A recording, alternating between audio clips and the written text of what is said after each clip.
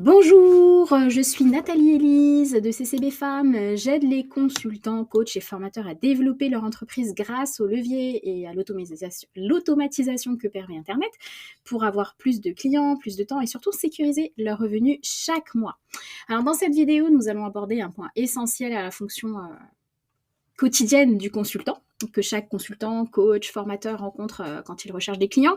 N'oubliez pas, la recherche de clients, en fait, c'est un tiers du travail d'un entrepreneur. On doit à chaque fois trouver de nouveaux clients ou fidéliser en fait la clientèle qu'on a. Et la question aujourd'hui, c'est que faire lorsque j'ai un prospect ou un client qui prend rendez-vous et qui ne vient pas. Donc vous êtes là, vous êtes bien préparé, vous avez préparé votre rendez-vous, etc. Et la personne ne vient pas.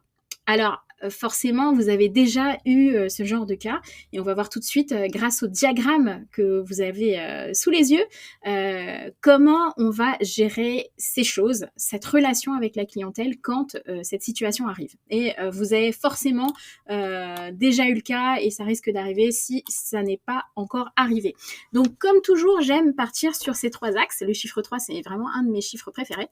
Donc, la question qu'on doit se poser à chaque fois, quand on a une situation nouvelle qui arrive ou une situation voilà, qui nous décourage un petit peu, comment on doit agir? On doit toujours se poser la question dans les 3 axes. Dans une relation avec, voilà, quand on est dans une entreprise, on a tout d'abord le client, on a l'offre et on a nous, d'accord?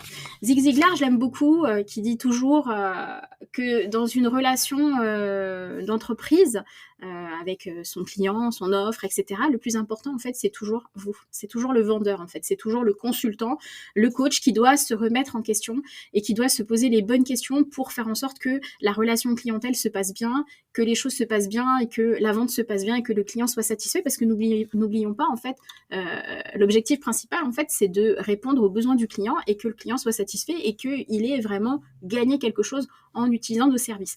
Donc, la première chose qu'on va se poser par rapport à ce client, ce prospect, on va pas faire comme les consultants nouveau, hein, parce que quand on commence dans le consulting, quand on commence en fait son activité et que ce genre de choses arrive, on va tout de suite se dire ah la personne elle déconne, elle vient pas, les gens sont pas sérieux, etc.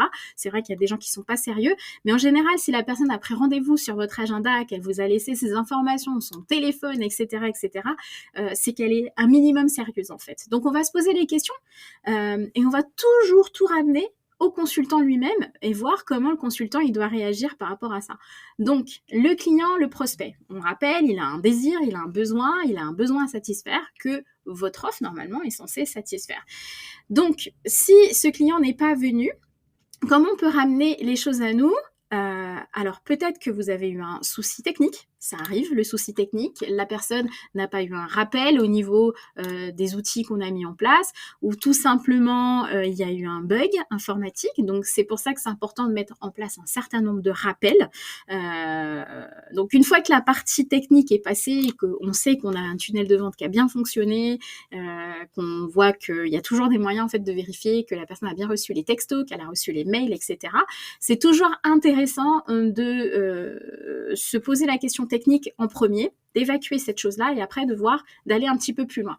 Alors le client, on va maintenant se poser la question, est-ce que notre offre, donc la deuxième partie, en fait, la deuxième chose importante, est-ce que notre offre répond bien à son désir, à son besoin? Est-ce que finalement, il n'a pas pris un petit peu de temps pour réfléchir? Il avait peut-être pris son rendez-vous un petit peu trop tôt et là, il se dit, je ne suis pas vraiment sûr que ça réponde à mon besoin. Donc là, c'est important de se dire, ok, donc au niveau de mon offre, est-ce que j'ai bien suscité le désir ou réveillé le désir ou réveillé le besoin ou répondu en fait aux besoins, aux désirs de mon client par rapport à mon offre. Donc c'est important aussi de se remettre en question par rapport à ça quand on est consultant et de toujours essayer d'aller plus loin et toujours essayer de rechercher vraiment la satisfaction du client et du prospect. Ok ? Et enfin, la chose la plus importante, on va se poser la question par rapport à nous. Est-ce que j'ai établi la crédibilité et la confiance nécessaire en fait dans cette relation? Ok, si on va partir du principe qu'on est sur un client du marché froid, par exemple quelqu'un qui ne vous connaît pas du tout. Donc rappelez-vous, on a marché froid, marché tiède, warm, et on a le marché chaud, donc les clients qui ont déjà acheté de vous. Donc là, on est sur un client qui ne vous connaît pas encore très bien, et donc est-ce que vous avez établi cette relation de crédibilité et de confiance. Et la question, c'est comment faire pour établir cette relation de crédibilité et de confiance. Donc, il y a un certain nombre de choses à mettre en place par rapport à tout ça. Il va falloir que vous soyez déjà professionnel. Vous êtes un professionnel, vous êtes un consultant. Donc, essayez toujours d'établir cette notion de crédibilité et de confiance. Donc, comme vous le savez, il est toujours possible d'améliorer en fait sa relation avec la clientèle par un moyen de communication, et la meilleure façon d'établir la crédibilité, je le dis souvent à mes élèves, à mes clients, le plus important, c'est d'éduquer en fait les gens. C'est de leur apporter quelque chose qui va vraiment leur permettre de changer tout de suite et de comprendre sans forcément avoir déjà acheté de vous. Donc, savoir que vous avez cette connaissance, que vous avez ce savoir-faire, et que vous pouvez répondre, que vous connaissez déjà leurs besoins et leurs désirs, et que vous avez les moyens de répondre à ce désir. Voilà. Donc ça, je ne dirai jamais trop. C'est important de se remettre en question soi. Quand ce genre d'événement arrive, quand vous avez un client qui ne vient pas, quand vous avez un prospect qui ne vient pas, essayez toujours de revenir à vous. Comment vous pouvez améliorer la relation avec le client, comment vous pouvez améliorer votre offre, comment vous pouvez aussi vous améliorer en apportant la confiance et la crédibilité. Je le redirai jamais assez, comme le disait Zig Ziglar, c'était vraiment mon mentor. il est décédé depuis longtemps, mais j'aime beaucoup ses livres et je vous encourage vraiment à les avoir. Donc d'ailleurs ici, j'en ai un, il a été réédité, c'est The Secrets of Closing the Sale. Donc il est en anglais, mais je pense que vous pouvez aussi le trouver en français. C'est vraiment un livre qui est très bien. Et je vous encourage aussi à chaque fois à vous préparer, ok ? À chaque fois à vous préparer, à chaque fois que vous allez avoir un entretien, mettez-vous dans la tête que vous allez réussir à établir cette relation de crédibilité et de confiance, et que vous allez réussir cet entretien avec ce nouveau client, avec ce prospect.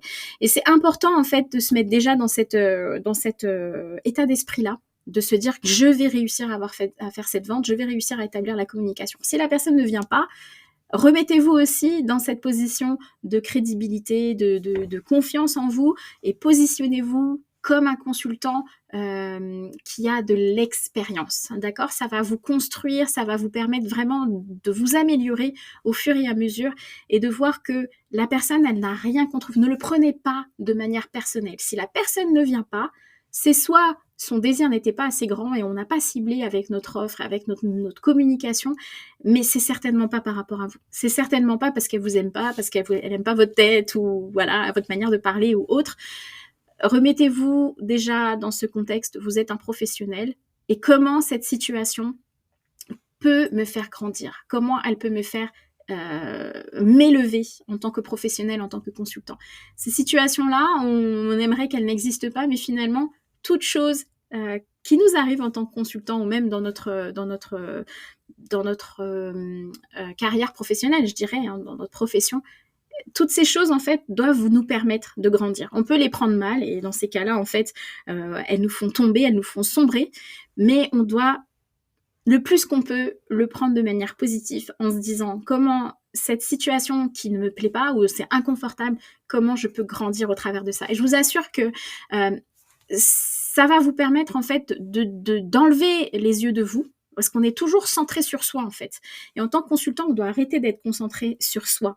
On doit commencer à regarder le client, le besoin du client, le désir du client, et voir comment notre offre, et aussi nous, on pouvons répondre à ce désir, répondre à ce besoin, et vraiment satisfaire notre client. Et enfin, la dernière chose que je voulais vous dire, c'est que le tunnel de vente que vous allez mettre en place, l'aspect technique que vous allez mettre en place, doit pouvoir vous faciliter la tâche au maximum. Donc, vous pouvez vous mettre en place un certain nombre de rappels, un certain nombre de, voilà, que ce soit des rappels texto, que ce soit des rappels SMS ou autres, ou même au niveau après de vos emails d'automatisation, ou même après, quand la personne ne vient pas, continuez à établir cette relation de crédibilité.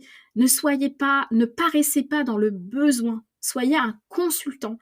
C'est-à-dire que la personne, vous avez ce qu'il faut pour pouvoir l'aider, elle n'est pas venue. Donc soyez désolé pour elle en fait.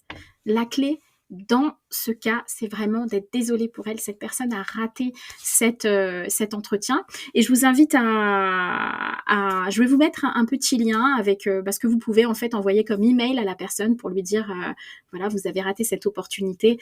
Et ce que vous pouvez, par exemple, lui mettre dans un email ou lui renvoyer par texto ou autre si vous avez son téléphone pour pouvoir rester en communication et continuer à être ce consultant crédible en fait, ce consultant authentique, ce consultant qui a de l'expérience. Parce que c'est ce que vous êtes en train d'établir avec cette personne. Vous êtes en train de lui montrer, vous n'êtes pas venu, moi je suis pas dans le besoin, je suis un consultant, c'est mon travail. Le médecin, quand on n'honore pas un rendez-vous, il reste un médecin.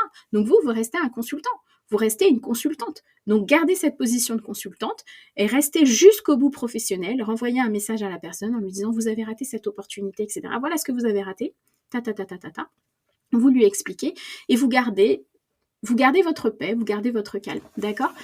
Donc, ça, c'est la chose à faire. Et puis, bien sûr, si vous avez besoin d'aide pour l'aspect technique, si vous avez besoin d'aide pour votre tunnel de vente, pour avoir quelque chose d'automatisé où vous réduisez au maximum ce cas de figure où la personne ne vient pas, n'oubliez pas, vous pouvez cliquer sous le lien un peu plus bas sous cette vidéo et je vous expliquerai tout ce qu'il faut faire. Vous allez avoir accès à un lien, à une petite vidéo où je vous explique un peu la manière de procéder chez CCB Femmes. Vous allez avoir beaucoup d'informations et à l'issue de cette vidéo, vous pourrez prendre directement rendez-vous avec moi ou mon équipe pour avoir des conseils et savoir comment avancer avec nous et mettre en place votre tunnel de vente, votre stratégie et obtenir justement plus de clients, sécuriser vos revenus chaque mois puisque c'est ce qu'on cherche en fait en tant que consultant et bien sûr augmenter vos revenus et gagner plus de temps grâce à l'automatisation d'internet. Je vous dis à très bientôt pour une prochaine vidéo et surtout gardez la paix en vous parce que c'est vraiment ce qu'il va vous falloir, la persévérance et la paix